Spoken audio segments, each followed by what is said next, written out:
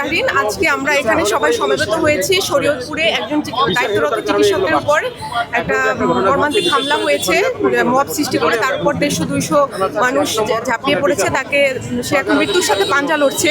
তো আমরা এইটার একটা দৃষ্টান্তমূলক শাস্তি চাচ্ছি এবং আমাদের কর্মস্থলে ডাক্তারদের যে নিরাপদ পরিবেশে আমাদের যে কাজ করার যে অধিকারটা, এটা নিশ্চিত সরকারের কাছে আমাদের আবেদন যে এটার একটা সুনির্দিষ্ট আইন করে যারা এরকম মবের সাথে জড়িত তাদের একটা দৃষ্টান্তমূলক শাস্তি এবং আমাদের কর্মস্থলে নিরাপত্তা নিশ্চিত করা। দুর্বৃত্তদের কাজ দুর্বৃত্তরা করতেই থাকে।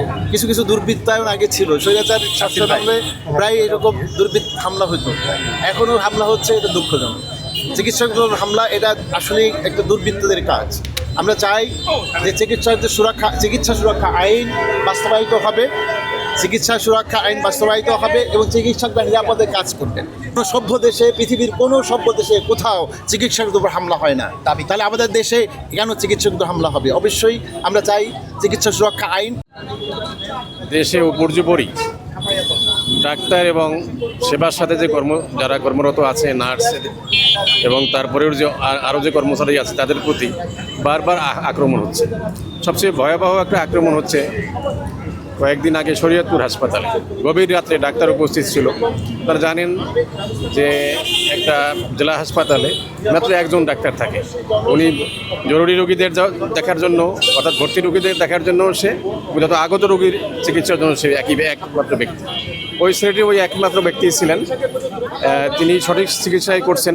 রোগী তো মারা যেতেই পারে, রোগী মারা গেছেন এবং কিছু দুষ্কৃতিকারী তাকে হামলা করছে এবং সে তার জীবন নিয়ে আশঙ্কা। এখন এই মুহূর্তে আমাদের দাবি কি? আমরা কেন দাঁড়াচ্ছি? প্রশ্নটা হচ্ছে তাই। আমাদের দাবি, আমরা কাজ করব, একটা নিরাপদ পরিবেশ চাই।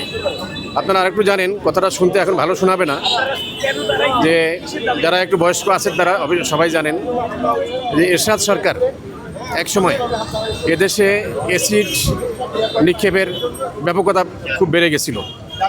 চট্টগ্রাম মেডিকেল কলেজের একটা মেয়ের উপরে অ্যাসিড নিক্ষেপ করছে। এরশাদ সাহেব তখন ভাষণ দিয়েছিলেন এবং বলছিলেন যে এটা মেনে নেওয়া যায় না। তারপরে উনি অ্যাসিড নিক্ষেপের জন্য আইন করলেন, সাথে সাথে উনি অধ্যাদেশ জারি করে দিলেন যে মৃত্যুদণ্ড, এবং তারপর থেকে অ্যাব্রাপ্টলি কমে গেছে।